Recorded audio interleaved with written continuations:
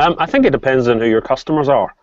If you're selling to a very specific niche, if you're selling to consumers, or if you're selling to a specific demographic of consumer, then you might find that Facebook is a great channel for that. If you're selling home products or something that's used in a kind of family setting, then you're going to be better off being on Facebook than on LinkedIn. And so I think who you're selling to and the kind of industry you're in will determine that. But I guess everybody kind of needs to have a Twitter account. Twitter's kind of like the dial tone for, like, if you don't have a Twitter account, it's kind of like not having a website in some senses.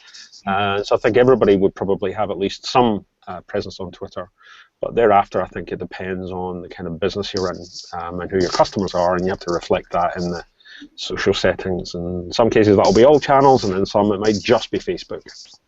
Yeah, I think relevance is really the key thing here. I think it's about, you need to ask yourself where are the right audiences and do your research rather than kind of spreading yourself too thinly. I think for lots of businesses it's about resource, and rather than kind of jumping in on everything just because kind of it's there, it's more about working out where are the right people, what have I got to say, and what's the kind of right context for it. So yeah, I think yeah, I'm a big fan of honing in on a small number of channels and doing them well, rather than spreading yourself too thinly.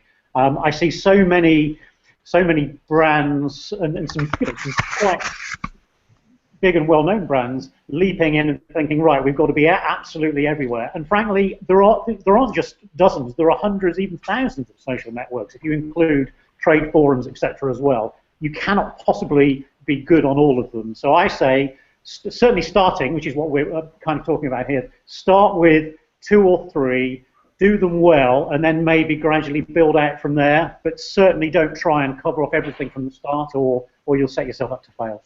Yeah, I'd say we started by identifying where our customers were most likely to be. So for us, that's Facebook, Twitter, and Instagram are the 3 main platforms that we're using. But I'd say that we use them all in quite different ways. So Twitter, like I think someone already mentioned, is a great way to just engage in conversation. It's very instant, and you get people approaching you quite a personal way. Whereas something like Facebook for us is more about sharing content and adding value. So yeah, we kind of looked at where our potential customers or our current customers are, and focused our energies on those.